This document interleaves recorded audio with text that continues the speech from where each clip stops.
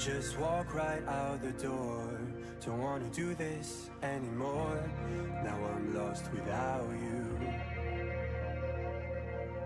You drive me crazy out my mind. How'd you do this every time? Now I'm lost without you. Used to be the one I talk to when I'm sad. Can't you see now tainted love is all we have? Our issues run so deep, now when I try to sleep I feel so bad. I should leave and by the time it's done I'll be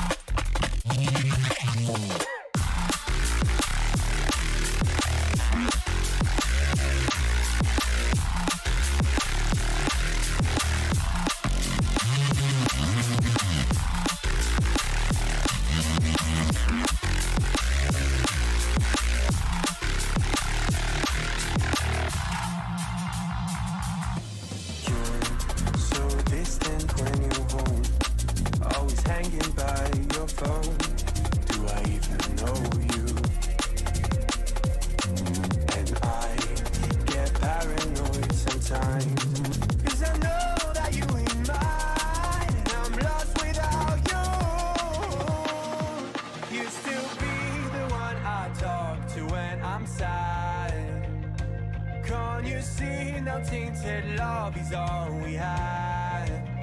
Our issues run so deep, now when I try to sleep I feel so bad.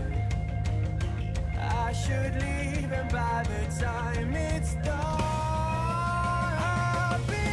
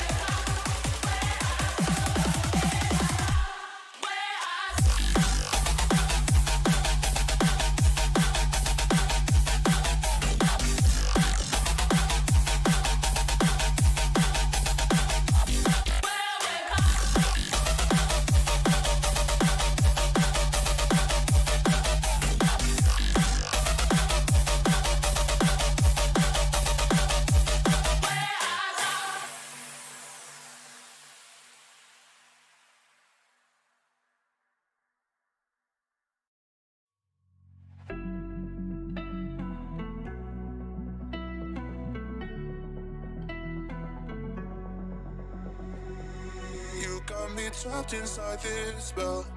Now I feel it. Your demons drag me close to hell. I can feel it.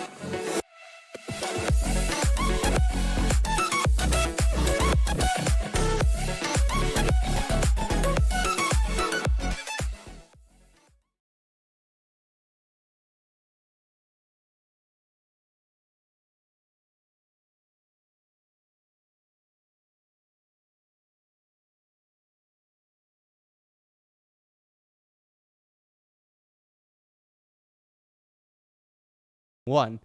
And welcome on in, ladies and gentlemen, to Apollo Racing Club ACC 60 Minutes of Brands Hatch. I'm Adam Thompson here in the commentary booth. Joining me as well is Moose McAdams. Hello, Moose. How are you doing? How's everybody? I'm doing pretty all right. Glad to be here. Excited for the second race of the season. I am excited as well. Like we said, it's an hour at Brands Hatch. And as just so everybody is aware, we have already started in our qualifying. We have a roadside cookie out in his McLaren just coming through Druids now. But this is in my opinion, Moose, this is one of the most beautiful tracks. I don't know how you feel about this track, but actually I do know you told me. Yeah, I mean, so as far as driving on the track goes, especially in the GT3s, and I think really most of the British GT tracks suffer from this, there's just not a lot of room. That said, yeah, it is a visually stunning track, and on paper, it's got a lot of variety to it. There's certainly a lot of racing to be done here and a lot of challenges this track presents. I'm just not the biggest fan of driving in the GT3s. However, very exciting to watch in the GT3s because it does lead to a lot of close racing, which is hopefully what we'll be seeing today. Well, Daniel Coker in the Dees Porsche GT3 is currently the first man to start his hot lap, his first time to lap here at Brands Hatch. Brands Hatch in Kent, England. It is a 1.2 mile track. So a very, very short track. But we're gonna what times are we gonna be expecting to see here? We were seeing him practice about 124 and qualifying. Like what we could see is what, a 122, 123s? Probably, yeah. Out of our faster drivers, that's probably right around ballpark what we'll be seeing. There should be a good spread. We'll probably be seeing 125s towards the back of the pack. I think would be the lowest we'll see here. So. Nice thing about being a short track, there's not a lot of places for people to gain or lose time, so we should see some pretty good timings here. And one of the harder things I would say about the track is the blind corners and the blind fast corners.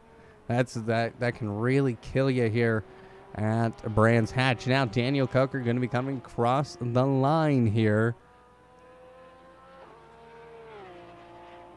Put up a time. He puts up a 126.661. Now you may be asking, what is those silver and red and white tags you see there? Well, that is our different type of what would you say, driver class or division? Yeah. Excuse me, division. Alan Zoe putting up a time now of 126.9. Timmy Wilkins putting up a 128.491. Now the Bentley coming by and a McLaren going by a roadside cookie. I couldn't tell who that was, but now we see Chris Hungarian.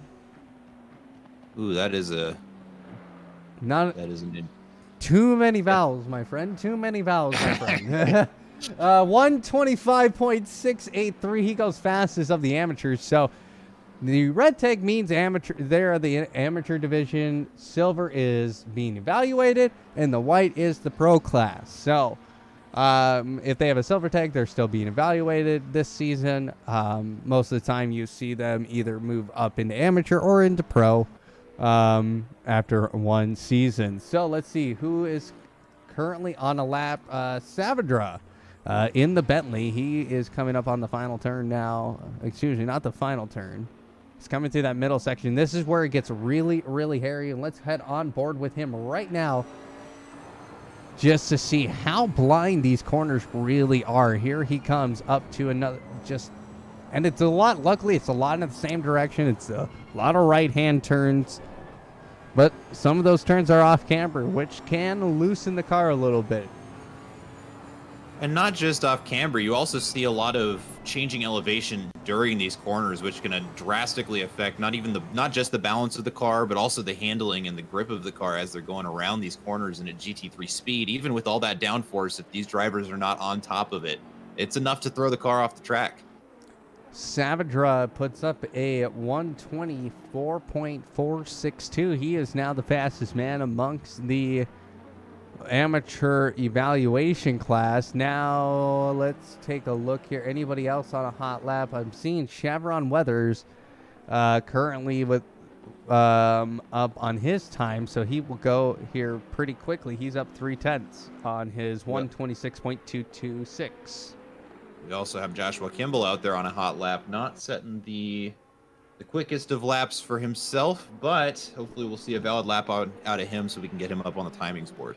Let's go to him, actually. He is in the Grid Finder Works Ferrari Grid Finder. We are Apollo Racing Club, a Grid Finder approved racing league. You can find us there. And so a huge shout out to them for sponsoring us tonight. So it looks like Joshua Kimball is out of here. Timmy Wilkins, though, he is up on his time in that McLaren as he comes to the final turn. He's up a 10th potentially. He has a 127.336. Oh, excuse me, he's coming through Druids. I don't know why I thought he was coming through the final turn. Sometimes in Brands Hatch it gets a little confusing from the different camera angles. Keeping an eye on Roadside Cookie right now, coming around the second to last corner, the Paddock Hill Bend. As he's coming up the pit straight, this is going to be an out lap for him, so he'll be starting his hot lap here now. See what kind of time he's able to put down. With just a couple of minutes left in qualifying, these drivers don't have many more opportunities to try and get a clean lap in. Looking at Joshua Kimball and Roadside Cookie here, need to get those times in, or they're going to be starting further back in the grid than I'm sure either one of them wants to. Melon Pitch in chat has asked you a question. He said, how does Moose like the cup car here? Not at all. Not at all. I'm particularly a fan of the cup car, out of the off-class cars. So we're talking the Super Trofeo and the cup car. I'll take the cup car every single time. But the Cup car is notorious for two reasons. It is the fastest car in a straight line in Assetto Corsa at the moment. It also has no traction control and a very torquey engine in the low end. And Brands Hatch has enough low-speed corners to where that can be very tricky to manage.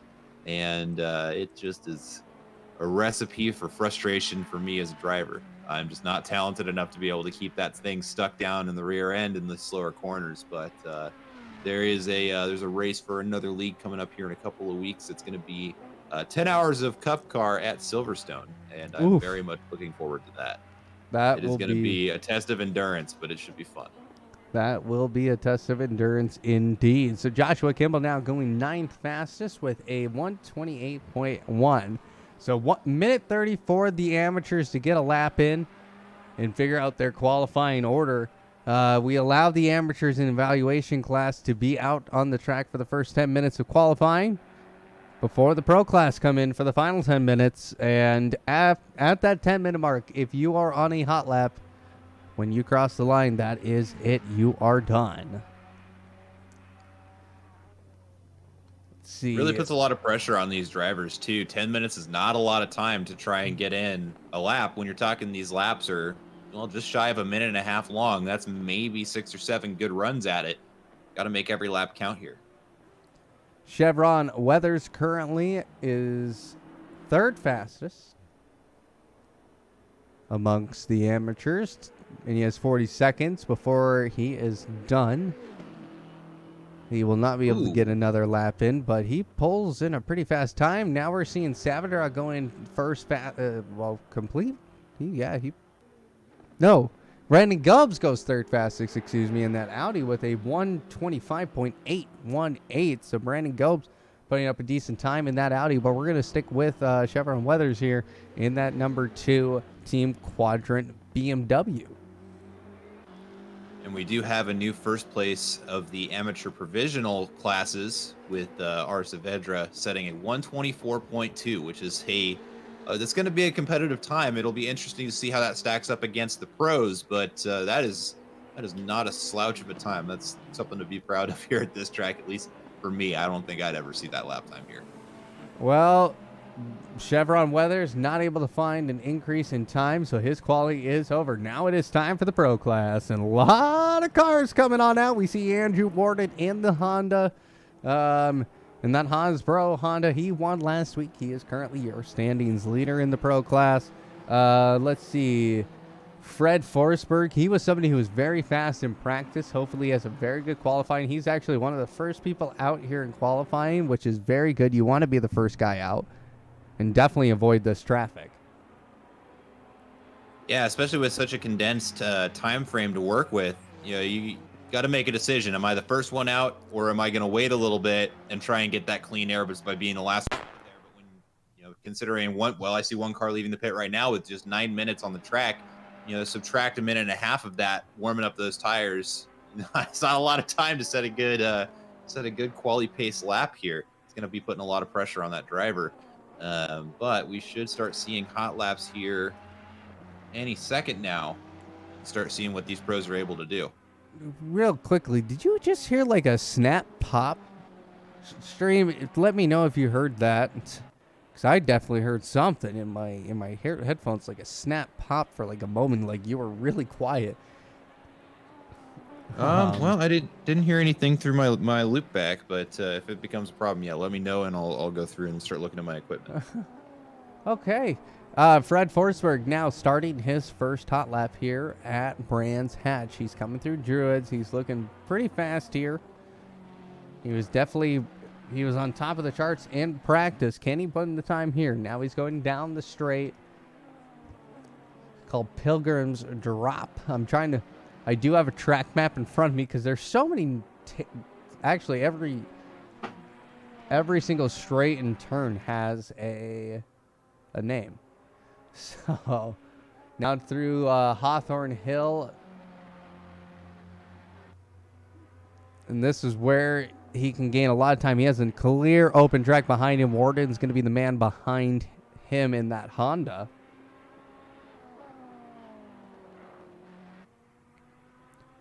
Fred Forsberg playing all the way from Sweden.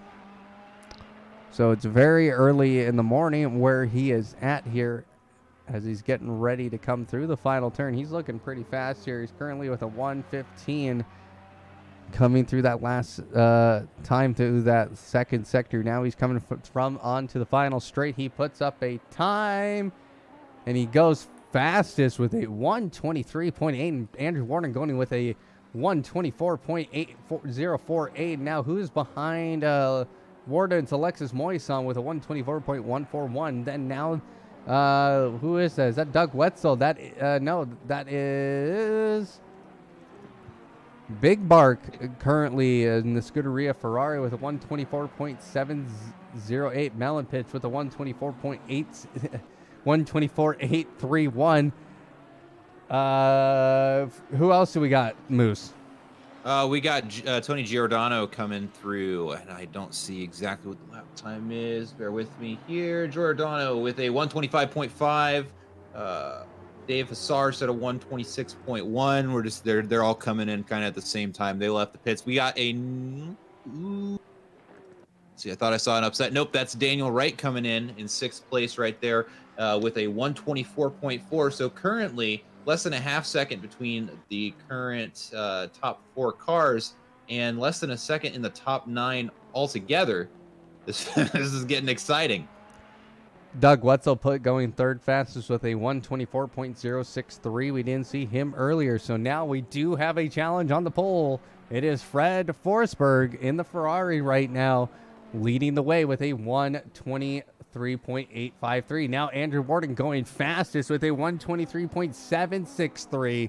So a full tenth, not even a tenth of a second, 9 thousandths of a second separating these two. Well, that's exactly what we were talking about before we started up the stream. Is we're looking at our our top 5, top couple of drivers. None of them really has a significant edge up on each other when you consider the car track combination as well as just the skill of each of these drivers. And remind me or correct me if I'm wrong. I don't think Warden showed up for our previous season, but most of these names we've gotten familiar with over the last couple of months. We've seen top tier driving out of all of them.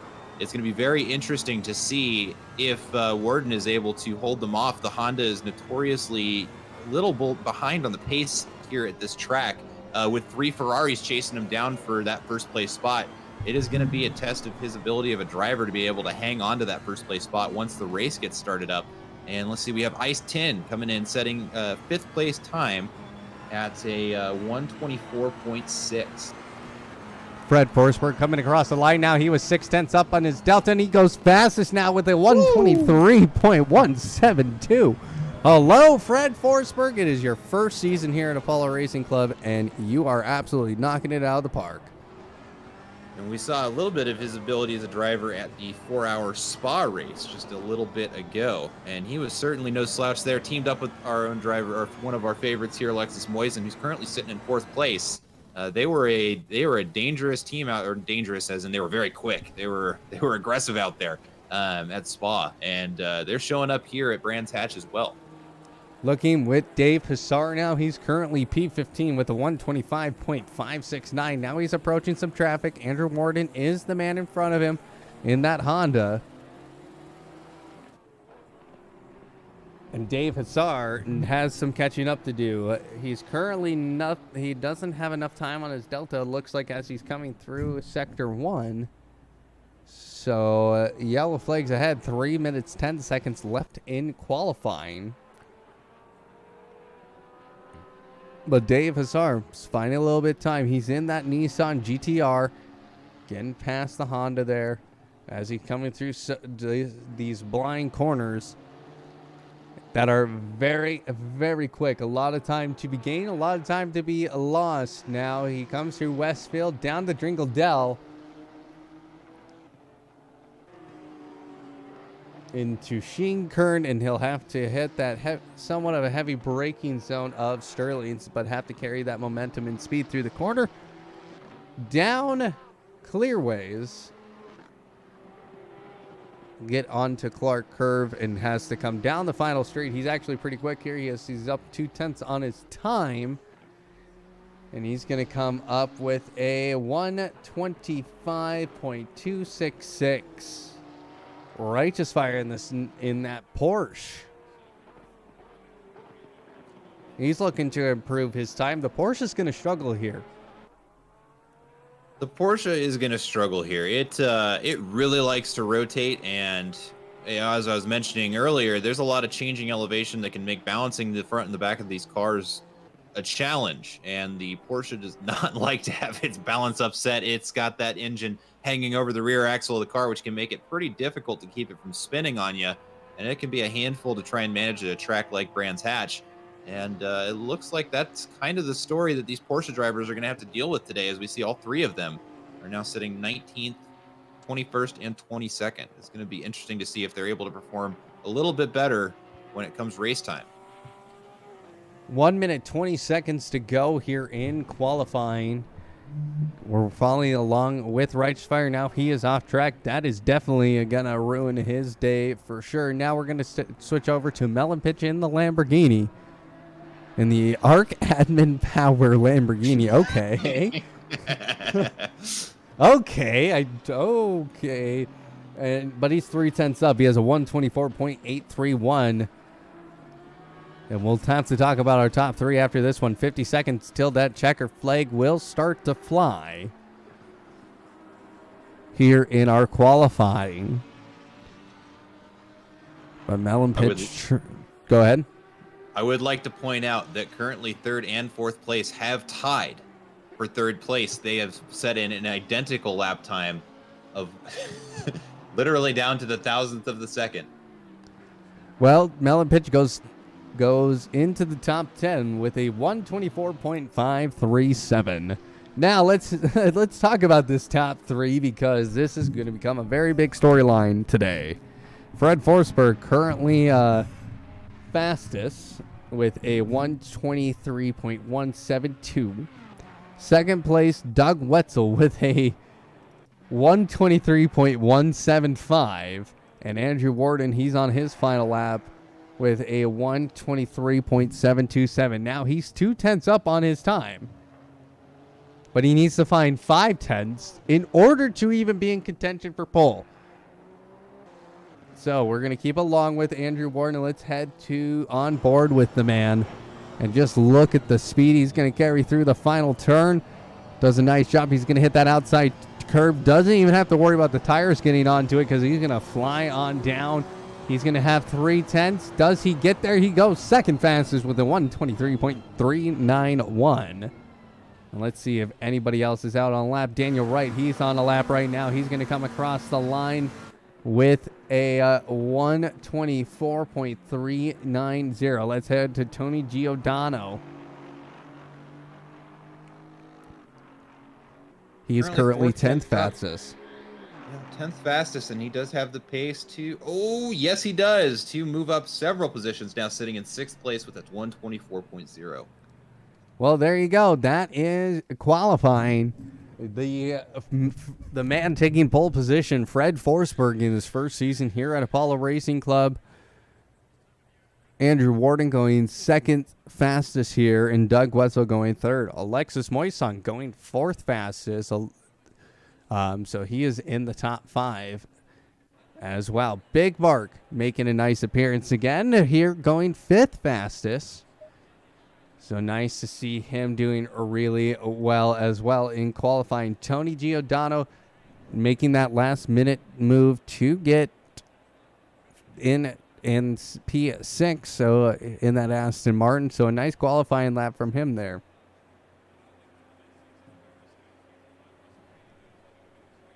Easton in P7. So Saavedra in 8th right now in that number 8 Bentley. Daniel Wright going 9th fastest in the McLaren. And then Melon Pitch going 10th. He rounds out the top 10 here at Brands Hatch. Moose, who got out of the top 10 tonight? Well, I don't understand the question. Who got out of the top 10? Like got bumped out of it? Yeah, who's not in the top 10? Oh, gotcha. Okay. So right there in 11th, we've got Craig Bray in the Honda in the number 709 car. And after talking to him during practice, I'm sure he's disappointed to see himself behind Melon Pitch. They got a little bit of a friendly rivalry going on there. Going back down the line, we've got Don Fox in 12th. Tommy Kogan in 13th. Interesting to see him not a little higher up in the standings there. Traditionally, or was pretty quick last season, so it'll be interesting to see how he does during the race. And that's followed by Dave Hassar in 14th, and let's see, that is a tough last name. Chris Ungurian in 15th, G Fiddler in 16th, Brandon Gobes in 17th, Chevron Withers in 18th, Righteous Fire in 19th, Roadside Cookie behind him in 20th, Alan Zoe in 21st, Daniel Coker in 22nd, Joshua Kimball in 23rd, and Tim Wilkins bringing up the caboose in 24th. Well, here we go, ladies and gentlemen. The formation lap about to start here. We got 40 seconds until Fred Forsberg will lead the pack away here. And unlike Andrew Warden, who likes to just go, go, go, I think Fred Forsberg is going to take his sweet time here, considering he's leading this. He gets to control the pace. That is true, and it's going to be this is going to be an interesting race to watch because 60 minutes at Brands Hatch does not necessarily sound like an especially hard challenge, but this is a weird track for tire management in these GT3 cars. It spends, as we were talking about earlier, there's a lot of right-hand turns, and because of that, managing tire temperatures is especially difficult on the right side of the car just because it spends so little time loaded going around these corners. And that can lead to graining issues and tire life issues. Fortunately, these drivers do have a mandatory pit stop, so they maybe only have to put up to that for a half hour. But it does beg the question of how they're going to drive these cars. Are they going to treat it like, another, basically a longer quality session and push these things to their limits? Or are they going to focus more on tire management and just keep that car going around the track for as long as they can? This can be a punishing track to run off into the dirt just because it's a tight track, and it's medium speed for a lot of these corners. It can be tough to find your way back into the traffic. So it's going to be interesting to see how these drivers handle their tires and just run this race. It should be exciting from start to finish. And we would like to welcome all our viewers on Twitch and on YouTube. Thank you so much for watching tonight. 1 hour of Brands Hatch. Fred Forsberg, he's playing some mind games through here with Andrew Warden. Doesn't surprise me one bit. But I think Fred Forsberg, he's going to be a challenger to Andrew Warden's dominance at Apollo Racing Club. Alexis Moisan, our last season's champion, currently in P4 in the Ferraris. It is going to be interesting to watch how Warden handles this. He is sandwiched between Ferraris, which is notably strong here at this track, in a Honda, which is notably not as strong here at this track. It's going to be a unique challenge for him, being flanked by cars that are decidedly quicker here at Brands Hatch, to see how he's able to handle that. I have no doubt that his racecraft is up to stuff, but the question is the Honda's pace going to be able to keep him in second and potentially out in first? As we were talking about earlier, Fred Forsberg took that Ferrari out at Spa for 4 hours, and he was, there's no other word for it, but dominant in that car. So I expect to see the same pace out of him here at Brands Hatch. The question is, will Warden or any of these other quicker drivers be able to upset that first place as they slow down and get double file as we get ready to start this race?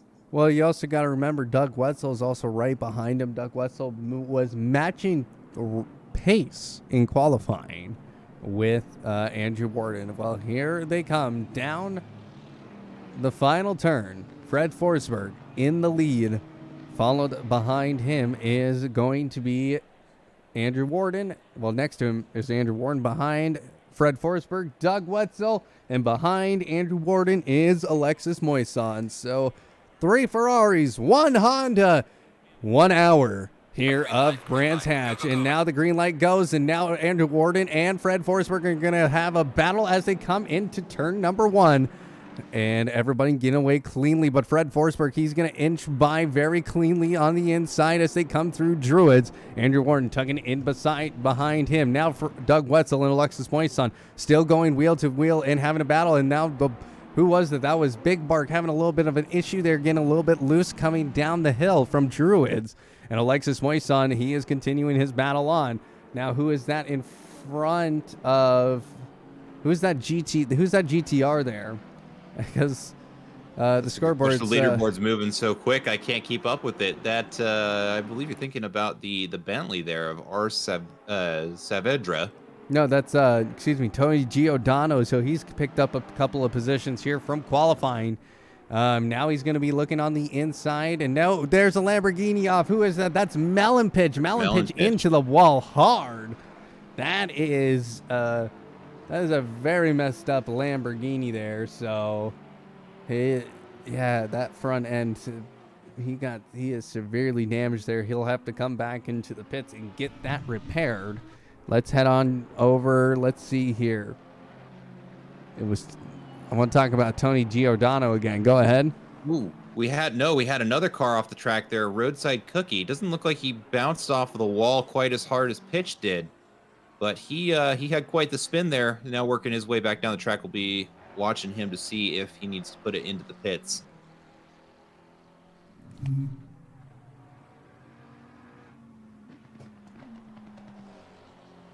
See, who are we watching on the street? Yep, Roadside Cookie. He looks like he is going to keep it out on the track, keep working his way through there. Doug Wetzel just went off. Yep, we got Doug Wetzel off the track.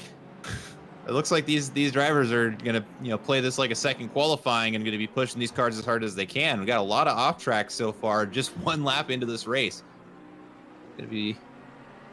I don't know if that's going to be a great strategy for this entire race. Going off track is going to put a lot of stress on those tires, and that's not going to bode well for them if they have to pit before that pit window. And that will not serve their mandatory pit stop. Still, Doug Wetzel running a little wide off the track there again. And that's just giving up ground to Alexis Moisen, who's now closing in on the tail of his car.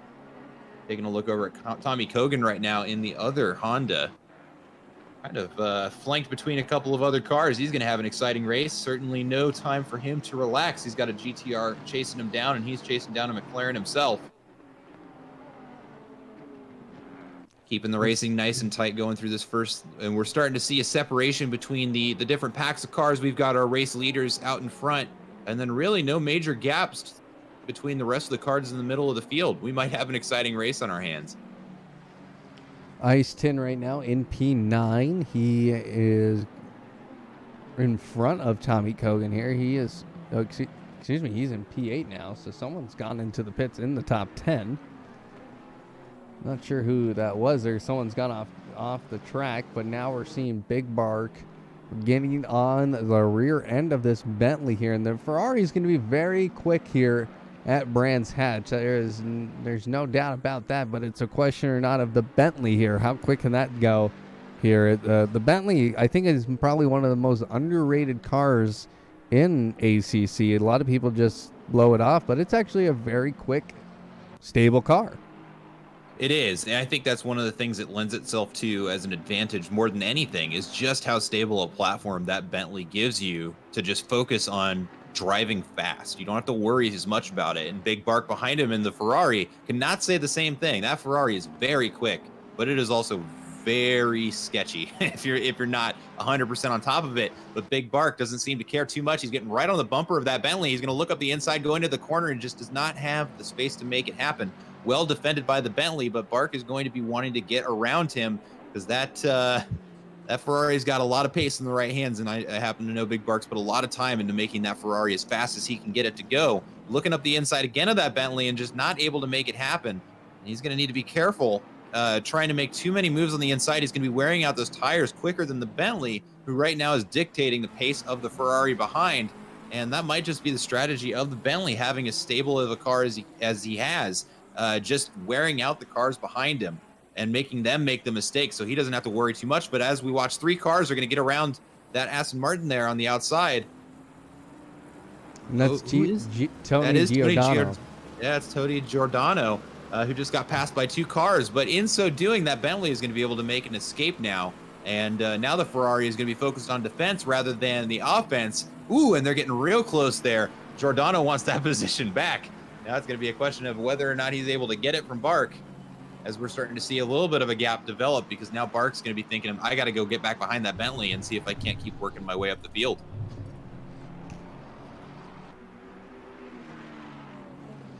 And Giordano is just right up his chuff. He's not taking any prisoners today. He's already lighting up the Ferrari, giving him the blinker, saying, hey, I'm faster than you, get out of my way. And Bart's going to have to be the one to tell him, no, he's not. We're going to see what he's going to do here as they come around the final corner and start the fourth lap of this race. we'll see what Giordano's able to do in that Aston Martin.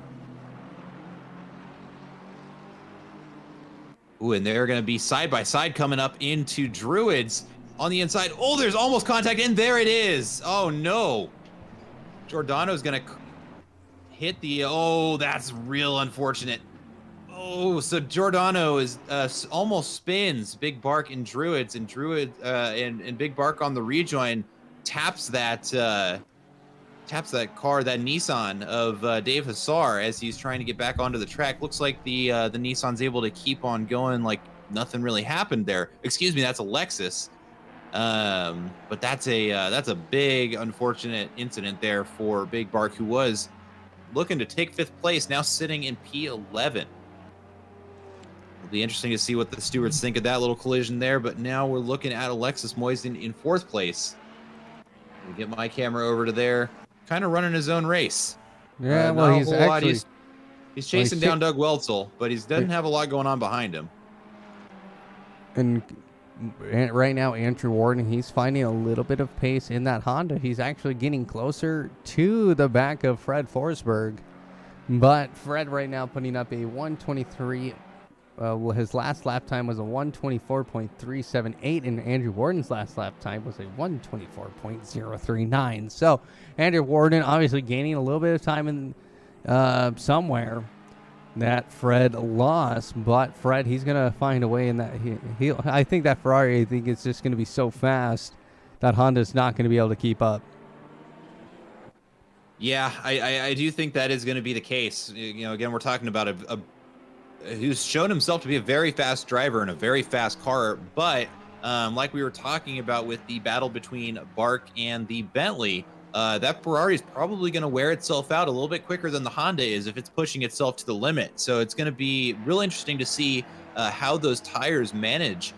See if Forsberg's able to keep up that pace, or if Warden is able to just kind of ride behind him for a little bit and then go on the attack in the later stages of this first stint of the race and be able to get around him before the pit window closes. Well, Doug Wetzel, he is also staying very close behind here. You know, the top three is they're only spread out by only about, what, 4 seconds? Just about. Fred Forsberg's, even that. Fred Forsberg's last lap time was a 124.4, and Andrew Warden's last lap time was a 124.906. So obviously you can see now the gap starting to really form back up. Fred Forsberg getting a second gap here as we approach 51 minutes to go. This Bentley driving pretty lonely here, as Easton has made up now a position into P6 in that McLaren, and he's going to be very happy about that. Yeah, and that Bentley is going to need to pick up the pace. His last lap was a 125.6, which is maybe just had a couple of rough corners, but almost a second off the pace of the cars behind him, who are going to be closing up on him.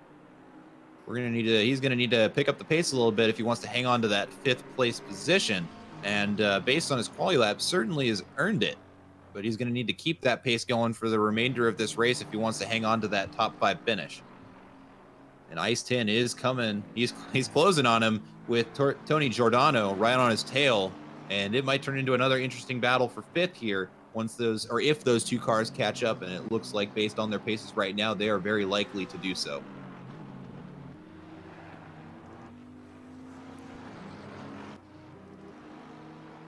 And Tony Giordano not giving Easton any room to breathe, staying right on his heels, just like he was with the Ferrari earlier, trying to get around him up into Druids. And we might see another move again by Giordano on the inside up at Druids. We know that Aston Martin is able to make that move happen. Hopefully we'll see it with a little less contact between these two cars. But he's going to be in striking distance as he gets him on the inside. A rough corner. His 10 there has to run a little bit wide, and I'm sure lift. And they're going to fight it too wide going through Druids. Who's going to have the better line? It looks like Giordano gets away a little bit, but the McLaren has the inside line. They're going to get, just inches from one another, and this battle is going to keep going. Looking at the cockpit view of Tony Giordano here, as now he is still right on the back of this McLaren. You can just see how close he's really getting here. Yeah, no, they are less than a car length between the two of them. And as a reminder, it may not look like they're going particularly fast, but as we hop into the onboard of that Aston Martin, we can see them just how fast and how close they are at these speeds as they get, again, just inches from the bumper of one another. It really does speak to the skill of both of these drivers, both Ice 10 able to hold him off like that. Oh, as they had to have touched there. That was so close there. They did make contact. I was riding on board with them, and now getting so close again. And I think that time they made contact because Tony got a little bit loose coming through that final turn, and now that's going to give Ice 10 a chance to get a little breathing room here as we head into 48 minutes to go. Now Doug Wetzel, he has gained a little bit of time here on to the second place man of Andrew Warden. He's now only 0.6 behind the leader here. Yeah, and that I don't know. It's going to be interesting to watch what that gap looks like as this race continues, because it looks like Warden is not just going to concede first place. He is going to fight for it, but he has Doug Wetzel right on his tail in that Ferrari as he runs wide off the corner. And that is going to let that Ferrari close up just a little bit. And it doesn't look like it was too much, but as they enter the next corner, it looks like they're going to get pretty close to each other under braking zones. With Alexis Moisen close in tow, we have a very interesting battle for second here with two Ferraris chasing down a Honda, and it's down to Warden to convince them otherwise not to take second. And in a slower car, it is a testament to just how talented this driver is, being able to hold off the Ferraris, as he is also simultaneously closing up on first place, trying to get that pole position away from Fred Forsberg, our newcomer to Apollo Racing Club.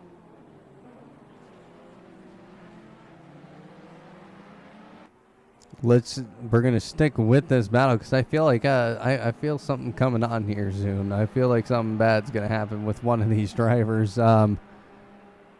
You can see how close these guys are really getting here, and also Fred Forsberg is just chilling 1.2 seconds ahead of this pack here.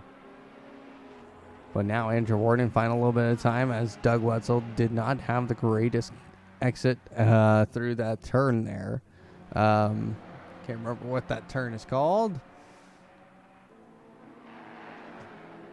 Is it Surtees? Is that how you say it? I believe that is how it is said. So, Andrew Warden now 1.257 seconds behind the leader of Fred Forsberg.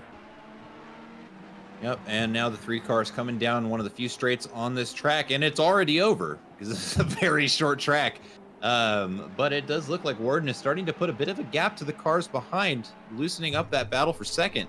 But that battle for second is about to become a battle for first, because he is closing in on Fred Forsberg as these laps progress. And it does make me wonder if Fred is making a decision to just back off a little bit and try and conserve those tires and get away from the pack once they catch up or get too close, or if this is just these cars. Or he pushed a little too hard in the early stages of the race, and now the other cars are starting to catch him. Let's see here. But looking around the track, it does look like we have a bit of a battle for sixth is still going on between Ice 10 and Tony Giordano, with just a very, very small gap between those two, although just as I say that, it looks like it loosened up again. A little bit of commentator's curse there.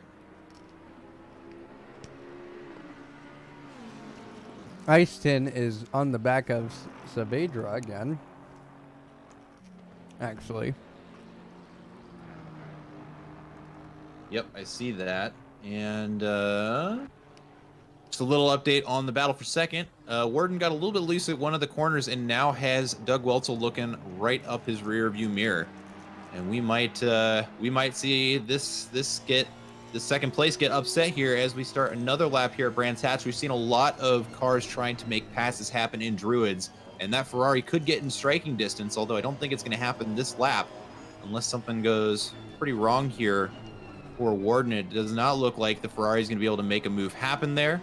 He's going to have to wait until later in the track to make that happen. One thing, even though this is a short track, there is a lot of places for cars to overtake here. It's just a matter of getting close and being able to execute on that during a corner. The straights are not exactly long enough to allow for passing there, so you really do have to make these moves happen either mid or just before the corner, which makes these passes very dangerous. But when you're talking about these are our top drivers in the league at the moment.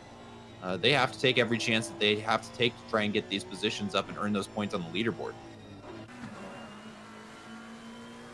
Ooh, with Moisen and Weltzel getting real close to each other there, getting nice and comfortable, just a half second between the two of them, but they are basically bumper to bumper in some of these braking zones at these corners.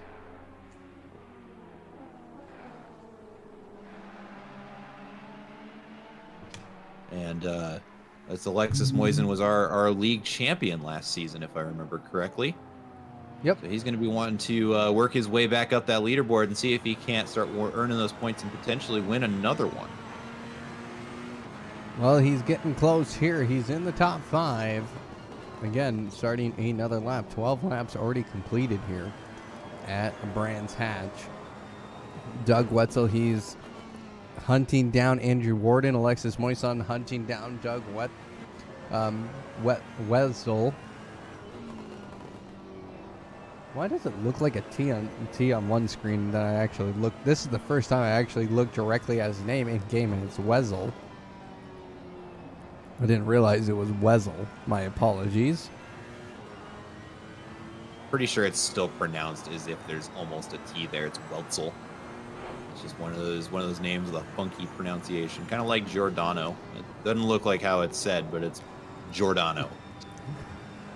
Now Wetzel getting a little bit loose, coming through that very fast right-hander of Westfield, of Hawthorne Hill and Hawthorns, and now Alexis Moison is right on the back end of that Ferrari.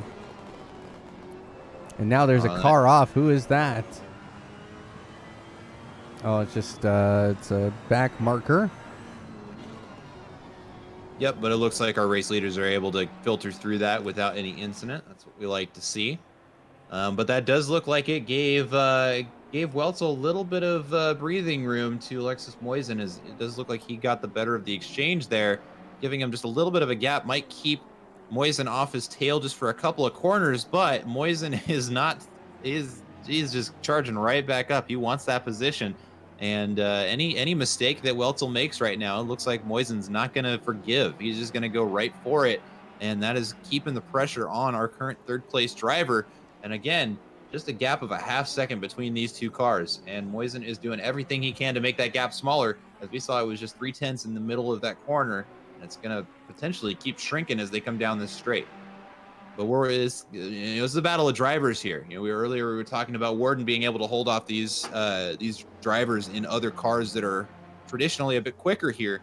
But we're watching a battle between two Ferraris. The only things that are different between these two cars are the setup and the driver behind the wheel. And we see Weltzel runs a little bit wide there and now has Moisen making a move up the inside. Is he going to be able to hang on to it going through the corner? They are still side by side, just did not carry enough speed on the inside of the corner. And Weltzel is going to be able to hang on to third position for just a little bit longer, but Moisen now is on his bumper. That little mistake there is going to mean that he has a lot more pressure on him as we watch him go through the final corner here and start another lap at Branch Hatch. And he is in striking distance when they get up to Druids. If he is able to stay as close as he is, we might see another passing or overtake attempt made here in just a couple of corners. Well, I don't know if you saw there, but Wetzel got a little bit squabbly through there. He lost a lot of traction just because you're going too wide on a course that is very difficult to go too wide in the corner zone. That is very true. And this Ferrari is a balancing act every time, every second, every corner.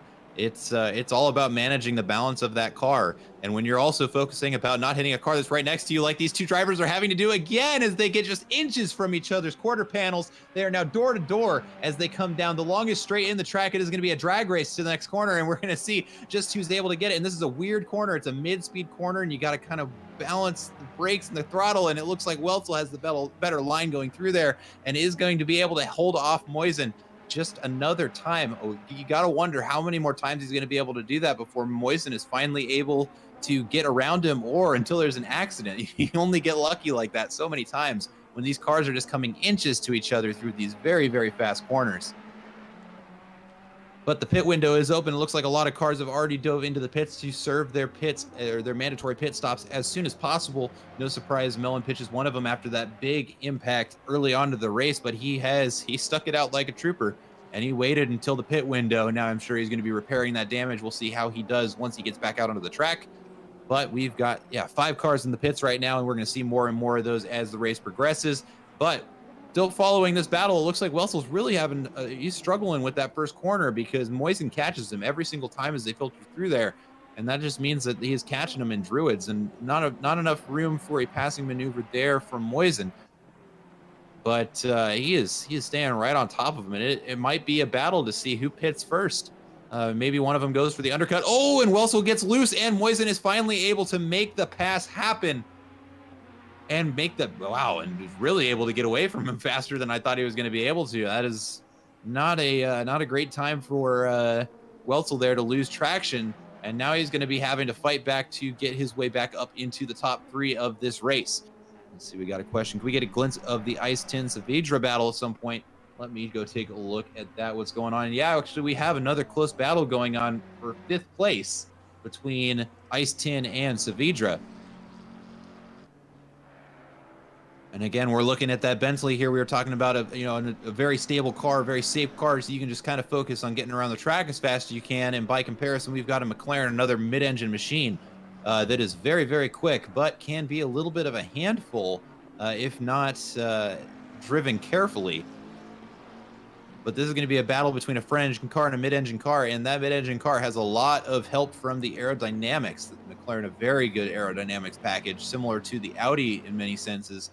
But does not quite get going quick enough to take advantage of it in very many places of this track. So this is going to be a battle of cars here as Ice Tin is trying to get around Saavedra for 5th place as they come around the first corner and are going to come up into Druids, and we might see a passing attempt here. No, but that McLaren is going to get awfully close, but it looks like the Bentley takes the better corner as the McLaren gets a little bit loose there on the exit.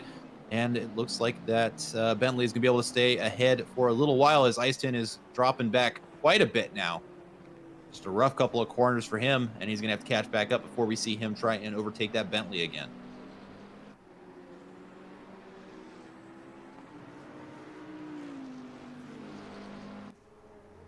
What happened here?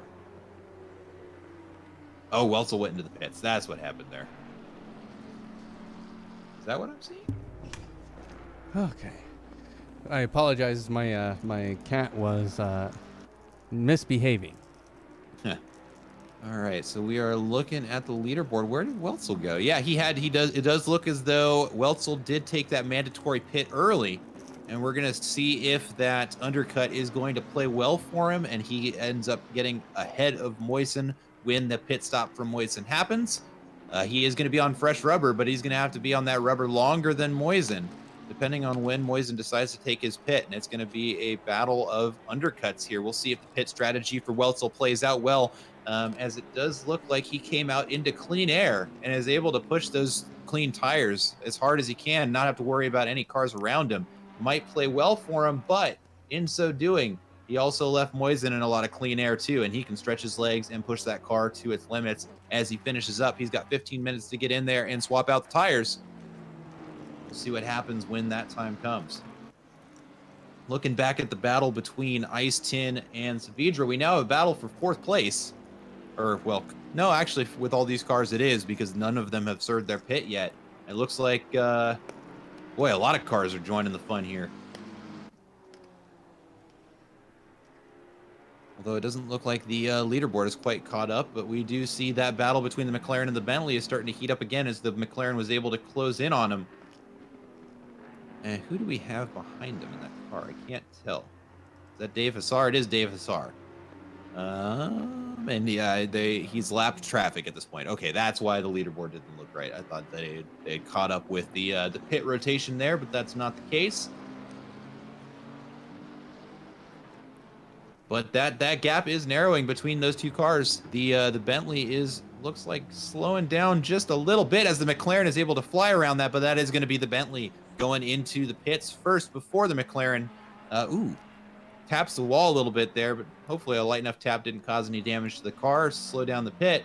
It looks like Ice Tin's going to be able to hold on to fourth place or take fourth place, but still has a pit to serve as the two cars in behind him for position, Tony Giordano and R. Saavedra, are serving their pits right now. Looking over at Brandon Goes, we haven't talked about him tonight. He is in the MJ Motorsports Audi. He's currently in front of Righteous Fire on track. Overall. And he moves up into P6 as two guys are in the pits. But that Audi looks very nice and also looking pretty good here as he's currently waiting to go into the pits. Let's see who else is looking to do a pit stop. We have our leaders. And Warden is going to go into the pits on this lap as Forsberg chooses to stay out. It's going to be interesting to see how that evolves. If I can only imagine that means the tires are doing pretty well in the Ferrari. Otherwise, he would have gotten it in there if it was costing him lap time. And looking at his last lap compared to his best was not especially a good lap, setting a 126 when his best was a 123. And Moisen, who's now sitting in second place, put a 124.3 in. So maybe he's just trying to extract as much time on those tires as he can. But if his Delta looks the same as it did last lap, I don't know if that's exactly a great decision, but we'll see. Ice Tin's in the wall. Ice Tin's in the wall. He just smacked the wall in turn one as he gets into P3 currently.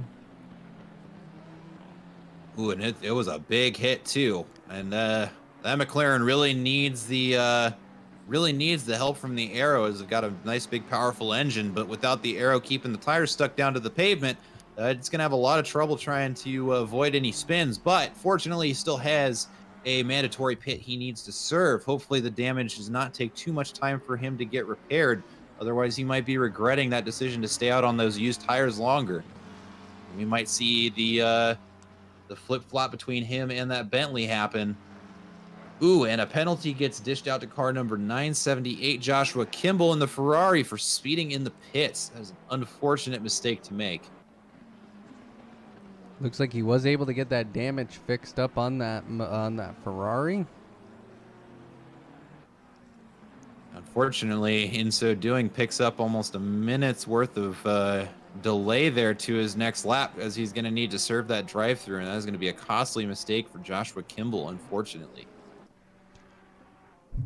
31 minutes to go here. Doug Wetzel is in 8th place. He is looking to pull the undercut onto Alexis Moisson. Currently, Alexis Moisson in P2 in front of Andrew Warden, who is currently made his pit stop. Ice Tin and Craig Bray also waiting to take their pit stop. When do you think those guys will come in? They'll come in when they come in is kind of what I'm picking up at this point. I would have thought they'd have pit by now, but as I was talking about earlier, where their pace was starting to fall off a little bit, it does look like it was just a bad lap out of both drivers, as they both put in a relatively reasonable 124 out of both of them. So they may still have life in those tires yet, but they've got 10 minutes to get it into the pits. Otherwise, they're going to be handed out a pretty lofty penalty that I'm sure neither one of them wants, and I'm sure they're both aware of that. But we've got Warden back out on the track, and he's making the charge. He just finished his cold lap after leaving the pits. We'll see what his pace looks like here in just a minute or so, as we have a couple more cars in the pits. Ice Tin is in there. Brandon Gobes and Righteous Fire are all in the pits right now. We'll see how long Tin is in the pits. Actually, right now he's leaving the pits. And it looks like he took the time to repair the damage, so he'll be back out at full power here as he leaves the pits and is now back out on the track. We'll see what his pace looks like here in just a little bit, but it does look like that cost him quite a few positions, at least for right now. He's in 9th place. We still have 4 cars ahead of him that need to pit, and they are going to be the last 4 cars that get their pit stops in. Fred Forsberg, Alexis Moisen, and Craig Bray in 3rd place right now. All have mandatory pits remaining to be served. And we got a request from the chat whenever we get the opportunity to do so. If we could flop over to the number 411 Lamborghini, just take a look at that beautiful livery from Mill and Pitch. Right now, we're taking a look at Alexis Moisen currently in second place, and there is Melon Pitch in the Arc Admin Power Lamborghini. He's currently in front of Andrew Warden, actually. Yeah, he is. Although I think he's lapped traffic though. That's not for position. And Melon Pitch certainly aware of how quick of a driver Warden is. Probably going to be wanting to get out of his way as soon as he can. At least I certainly would be looking at that Honda behind me. I don't want anything to do with that. Nope, get me out of that situation. Here, that one, let's see.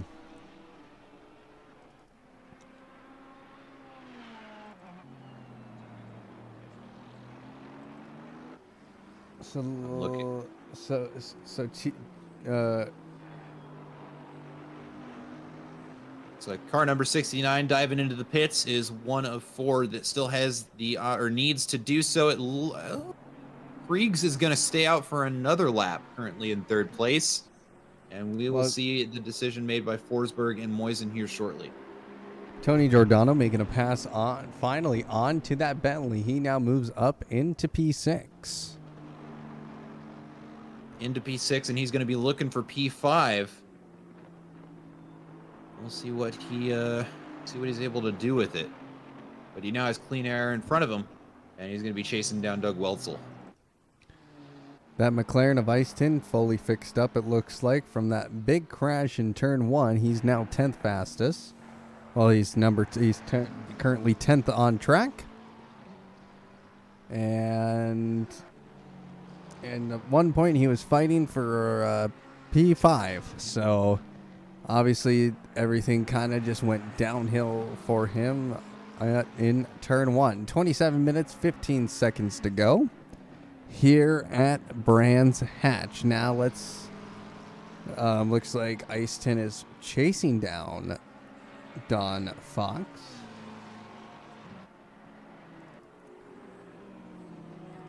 Seeing when Alexis Moison will pit here, because he hasn't pit yet. 6 minutes until the pit window closes. No, I think at this point they're going to be extracting as much life out of those tires as they can. To the detriment of their paces, it does look like they are starting to kind of hit the end of those life of the tires. Now they've set 25s for the last couple of laps. However, that does mean they're going to be coming out on fresh rubber with a relatively light fuel load, and they are going to be blisteringly fast around this track, and I think that might be their strategy. As we actually see another car in the pits. Okay, that's going to be Craig Bray, is serving his mandatory pit now. We'll see where he filters back out onto the track once he's finished with that.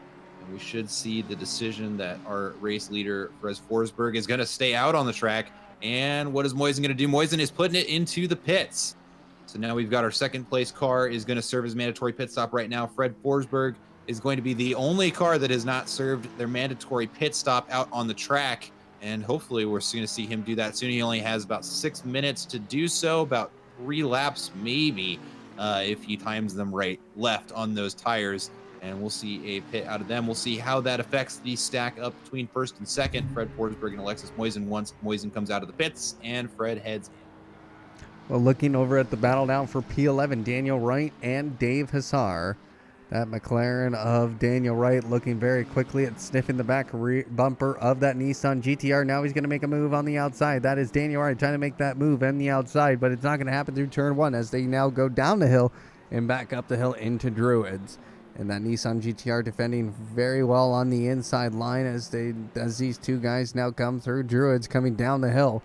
And this is where things can get spicy for this McLaren, especially if it loses any sort of balance. But it is absolutely clean and going very well here, as now the Nissan and that McLaren coming very close together here. 24 minutes left.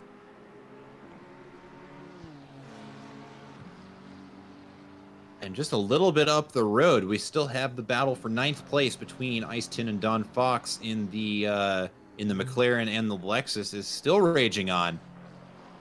Ice Tin has spent a lot of this race battling to get around cars. Certainly an impressive performance out of him, having to deal with trying to get around traffic and maintaining, after sustaining damage it does not look like it has affected his confidence in his driving at all, as he is still pushing this car very, very hard to keep making up every position he can get his hands on, as he's now chasing down that Lexus.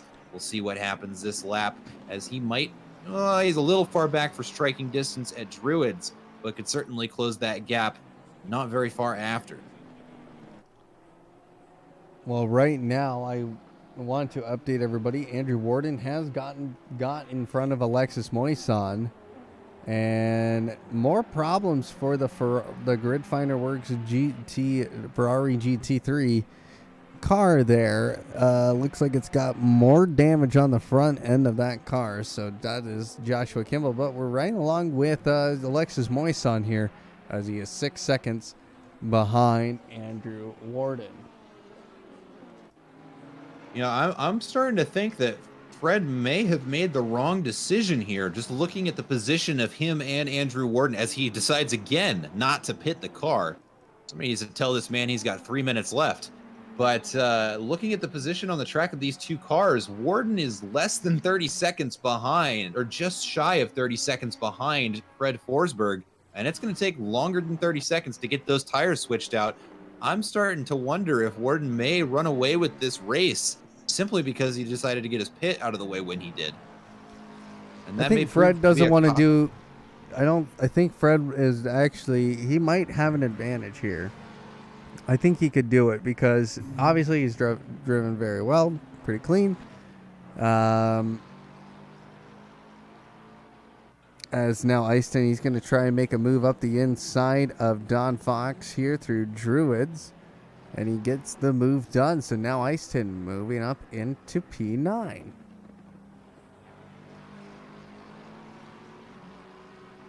And unfortunate for the Lexus, but a well-earned move up for Ice-10. Certainly fought for, and we're going to see if he's able to close the 4-second gap to the next car, just a little bit up ahead of the road of Craig Bray, and maybe cinch up an 8th place finish for Ice-10. He's certainly fighting like he wants it, and we'll see if he's able to make it happen with just 21 minutes left in this race. And we see Fred Forsberg dives into the pits right now to serve his mandatory pit, and I'm going to be keeping an eye on Warden to see where he is on the track, if he is able to make a pass happen. Currently right now, it looks like Warden is about halfway through his lap, and it's going to be real close. We're going to be switching between both of these guys. Fred Forsberg still working on his pit stop, but here comes Andrew Warden. He's going to be coming up onto the final turn very quickly here. Fred's still working on the car, but I think they might be able to get this done. Andrew Warden still not in the final turn. He's about to come through it, though. Fred Forsberg still waiting. Where is Andrew Warden? Now he's coming to the final turn. Oh, Fred Forsberg drops off the jacks, but it is not going to be in time. Warden is going to take first place as he passes him simply because of the pit strategy. Now Fred Forsberg is going to have to chase him down. Ooh, and a really dicey rejoin right there. Not the fault of either car, but just weird timing leaving the pits. Now has two cars between him and the car that is now in first place that he's going to have to get around. And with 20 minutes left, Fred Forsberg is going to be having to drive like he does not have another day in his life if he wants to take first place back. Looking at the battle for sixth place, Giordano and Saavedra for P5. That Aston Martin of Giordano currently going very quickly, and now he's going to try and make a move on the outside as they come down the straight. But that Bentley has so much frontline speed, it seems like it just can just hold on forever. Well, it may not be enough because now he's got Giordano going up the inside, and it looks like he's going to make the pass happen. The Bentley just cannot keep up with it going through Druids, and we are going to see Giordano take the position. Now we're going to have to wonder to see if the Bentley is able to take it back.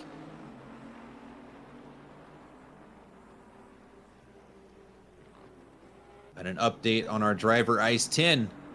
What was previously a 4.5-second gap to the car in front is now just shy of 2 seconds, actually less than 2 seconds, as he is closing the gap to Craig Bray.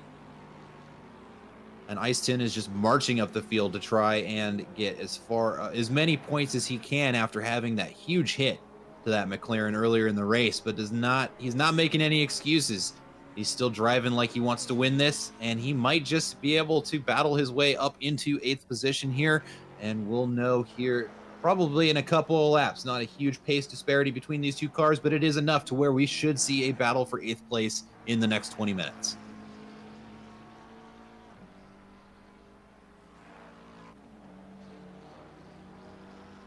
Yeah, let's go Ice indeed.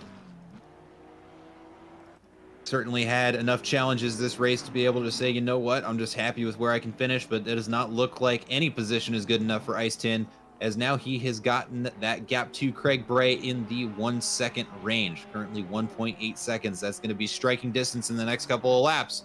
And we'll see how Kriegs is able to hang on to that when the time comes. Currently a 4.6 second gap to the for Fred Forsberg to Andrew Warden.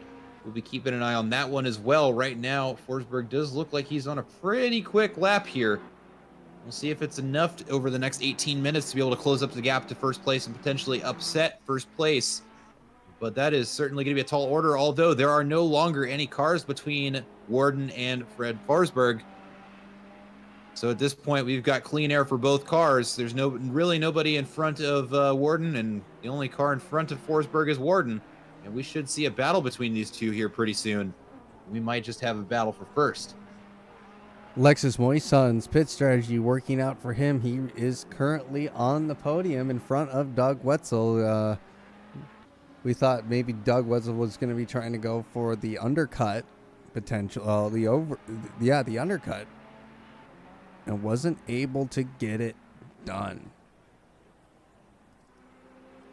No, and with a driver like Alexis Moisan, I certainly wouldn't expect anything less. It may have absolutely been the case that he was just kind of holding back until he had a car out of the way of the front of him, and then had that clean air to go out there and push as hard as he can. And it does look like it paid off for him, as now he is, as you said, sitting on pole and chasing down the other two cars in front of him. We'll see if he has the pace to do so, although there is a lot of track between him and the other cars. Not necessarily out of this yet. The gap between Warden and Fosberg has shrunk from 4.6 down to just 4.2, so that gap is getting smaller. But with just 16 and a half minutes left, we'll see if he's got enough time to make that stick. Right now, watching the battle for P14, Ellen Pitch in that Lamborghini and G Fitter in the Aston Martin. As they are coming up to Druids, that Lamborghini looking very quick in the straight, but that Aston Martin also doing a good job just holding on to the line. It's a very similar battle to what we were seeing with the Bentley and the Ferrari earlier, where we've got one very stable car in front and the a little bit, generally more nimble but less predictable car behind, if the Lamborghini. But certainly need to give hats off to Melon Pitch there in that Lamborghini after a massive hit on lap 1. Kept the car out there, waited for the mandatory pit window, fixed the car then, and is now making his charge up the field. Gives a little peekaboo to the Aston Martin in front there on the inside, but knows that he's not close enough to try and make a move. But that Aston Martin's got to be sweating bullets now, because as the Lamborghini actually runs a little bit wide there, is going to give the Aston a chance just to inch ahead a little bit. But that Lamborghini just has so much power that it's able to hang on to it, not slow down too much, even though they ran a little bit wide there. And just like that, right back on the bumper of that Aston Martin, and is going to be looking for another opportunity to pass as they come around the final corner here and up into T1 shortly after that. Set over to and Ice. But I wouldn't yet, because right now they're side by side coming down the pit straight, and it looks like Melon Pitch is just a little bit ahead going through turn 1 and does inch it out, loses the back end mid corner, and the Aston gets in front. And we just saw a complete switch from we saw Pitch get in front, then the Aston got in front, and then Pitch in front. They just did a little flip-flop there for a little bit, but it looks like the Aston is going to be able to hang on to it through Druids, and Pitch is going to have to look for another opportunity to try and get around. Just overcooked it a little bit going through turn 1, and unfortunately was not able to make it stick. Just a little bit too much speed in that Lamborghini. It's nimble, but if it gets upset, it's tough to hang on to. And he's very lucky that he was able to manage the oversteer there and not let it into a spin, which would have almost certainly put him into a wall and potentially ended the race. But he hung on to it and is going to be able to keep battling for that position. And even with that spin, or even with that the back end kicking out there, is right back on the bumper of that Aston Martin. 14 minutes to go here before we see that white flag. You're seeing here how quick Melon pitch is. We're going to stick with this because a potential overtake could happen. But I'm also seeing on our board we have Saavedra. Oh, and that's is that Ice 10? I think it was. No, it wasn't. It's car 73. That is. So it's Daniel Wright.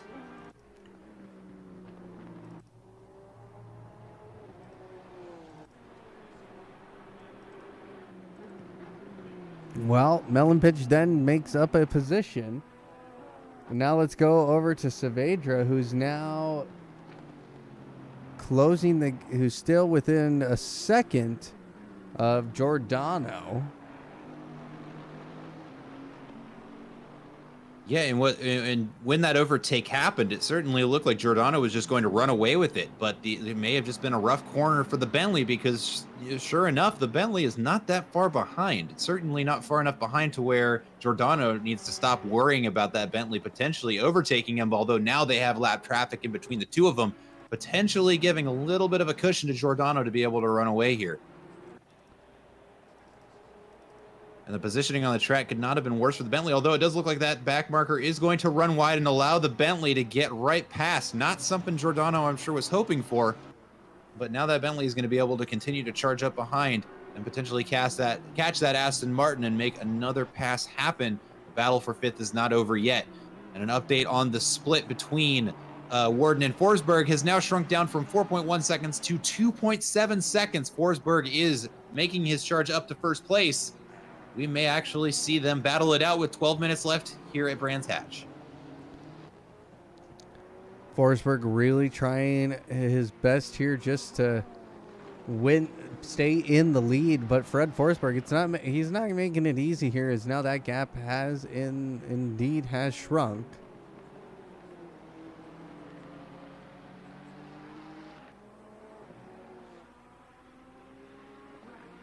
It really is a battle between drivers. It does not look as though the Ferrari, even though it had the commanding pace that it did, may not have been enough just from what appears to have been superior strategy from Worden in the slower car.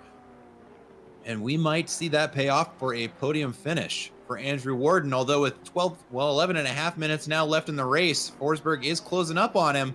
There is still time for Forsberg to take that position back.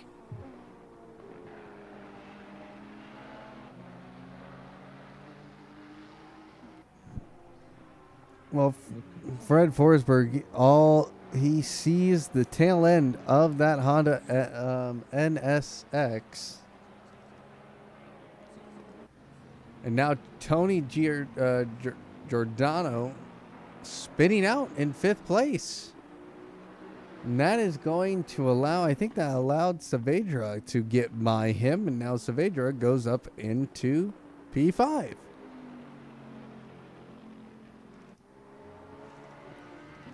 That's all it takes. All it takes is one mistake there, and just like that, Saavedra is back up, and just like we were talking about, and it's interesting to see that out of Giordano. We were talking about stable cars versus more aggressive cars, both of them in a relatively safe car, both the Aston Martin and the Bentley. But the Bentley is just able to keep it on the tarmac just long enough to be able to get around him, and that is going to be a position for him that Giordano's really going to have to fight to be able to get back.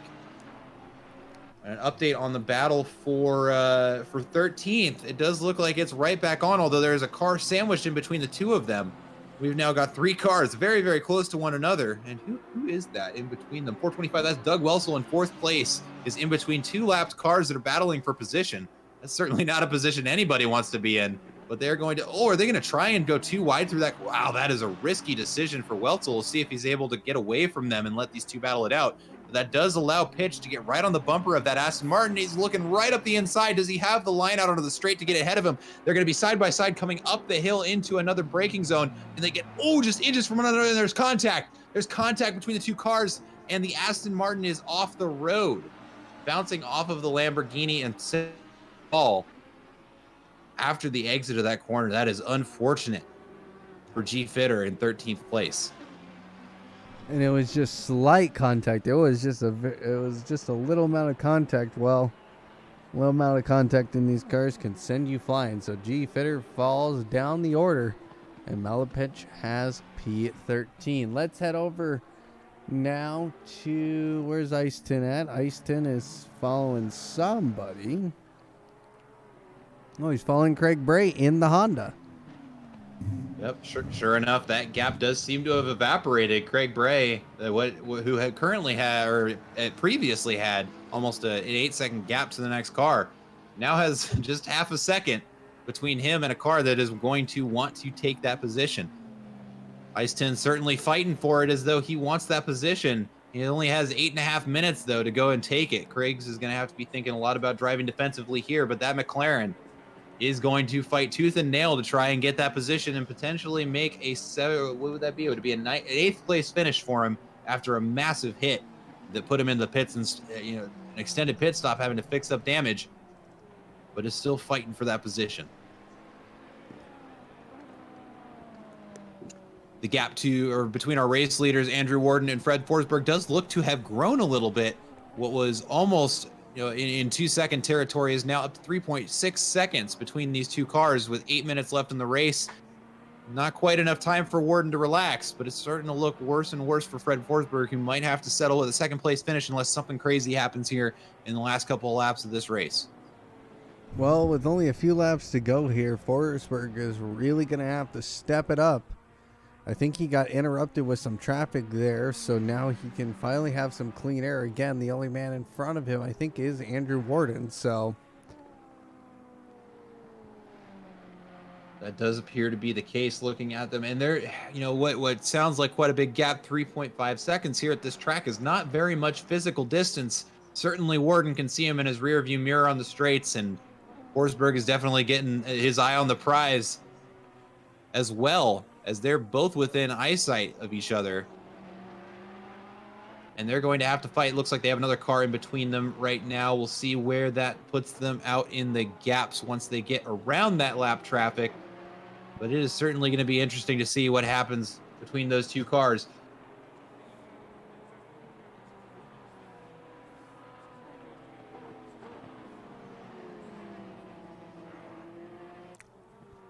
Fred Forsberg now trying to get by some back markers as they come up in the Druids, but he's going to take the inside line, not lose any time this time, as now that gap has went from 3.6 to now 3.325.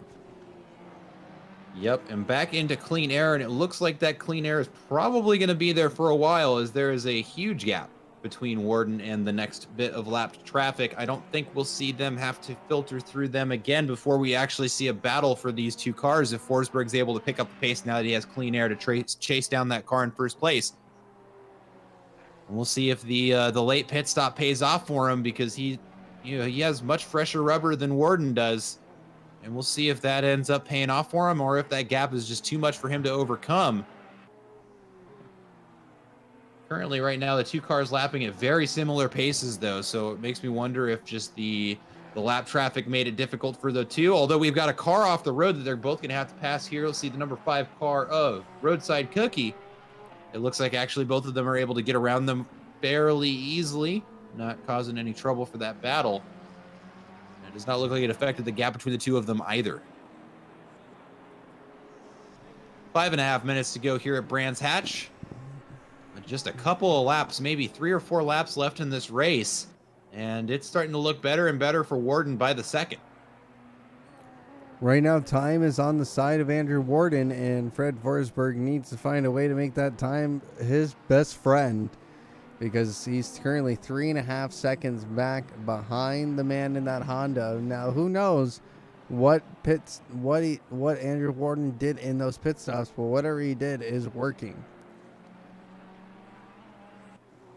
It's a pit strategy thing. It makes me wonder if Forsberg just stayed out too long. The gamble made there is, hey, if I stay out longer than this guy and I get out on fresh rubber with less gas in the car, maybe I'm able to lap a little bit faster. But the gamble does not appear to have paid off, because of the amount of space, the field is relatively spaced out at this point in the race. there was so much backed traffic for him to get around that he may not necessarily have been able to push that Ferrari as hard as he would have anticipated he was going to be able to. And it does appear as though that was a costly gamble to make, as Warden does seem to get the better of the exchange, though that gap is shrinking, just 2.8 seconds between them at one point there. We'll see what it looks like when the splits update in the next sector. But it is looking pretty good for Warden with now just 4 minutes left in the race. Although, if you want to flip over to the battle for 8th place, Kriegs now has Ice Tin right on his bumper again with half a second between the two of them. And that is going to prove to be an exciting battle between the two of them. If Ice Tin is able to push just a little bit harder, he might be able to make the move on the Honda in front of him and potentially cinch up 8th place.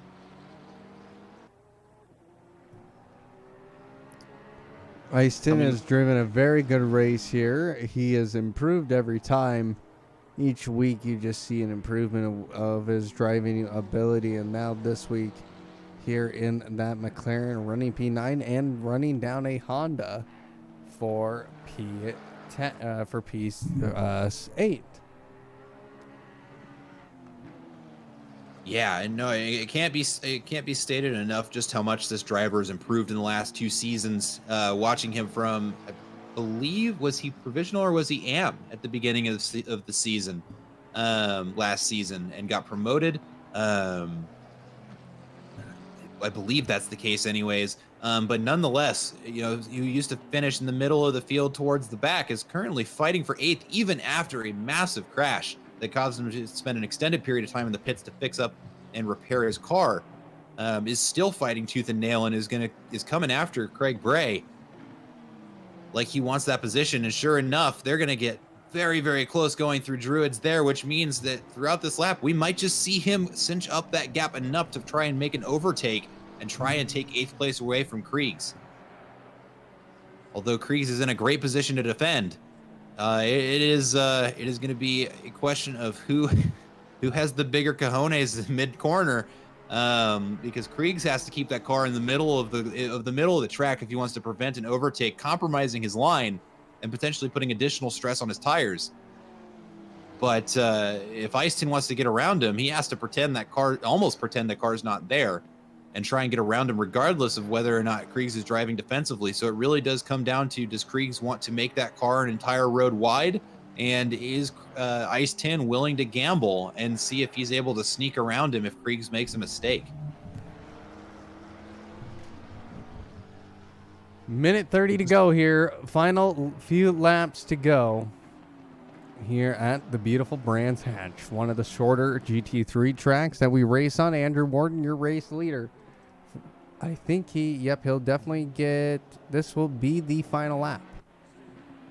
It is going to be the final lap, and I do think, unless something catastrophic happens, I do think we see A. Warden and Fred Forsberg. Yep, there's the announcement from Race Control that we are on the final lap of this race. I think Warden's going to hang on to it, but there is certainly not a lack of excitement or battles going on. Just a little bit ahead of up the road, we actually have Tony Giordano and Tommy Kogan fighting for 6th and 7th, just feet from each other's car right now, coming down the straight, coming up into that right-hander. Yeah, the fast right-hander. There's going to be a downforce corner for the two of them. And that's excuse me, that's Arsavedra and Giordano. Excuse me, 2/10 between these two cars. So it's going to be the Bentley and the Aston fighting it out to the end of the race with 30 seconds left to go. Not much of a gap, but you know, Giordano is known for shooting for the smallest of holes he can fit that car through, and we're going to see if he is going to be willing to make the move to try and take 5th, or if he just finishes in 6th and is not able to make that gap. There's certainly a lot of pressure on Saavedra here to finish in the provisional class right now with a phenomenal qualifying. Finished in 10th, I think qualified in 10th position, and is going to finish in 5th. Would be a remarkable finish for him in his second race here at Apollo Racing Club. Certainly bodes well for him to get promoted up into the pro class as we watch these two cars race to the finish. And well, Andrew Warden now comes around the final turn.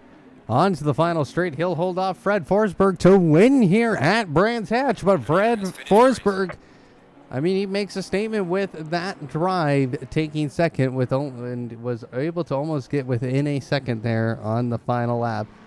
Alexis Moisson drove Oh no! Okay, so we missed a little bit there as the race finished. There, is he going to give it back? He's going to give it back. Wow, what a champ from Saavedra there. So what we missed, Tony made the overtake at Druids, got in front of him. Saavedra followed very, very closely. They made contact in the next corner, and it did push Giordano off a little bit wide. And being the gentleman, Saavedra pulled over and let Giordano take the position back.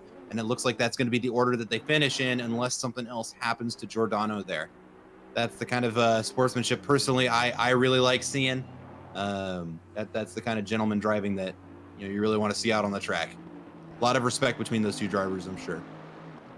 Doug Alexis Moisan going third tonight. He gets on to the podium. Doug Wetzel goes fourth fastest tonight. Great night from him. Tony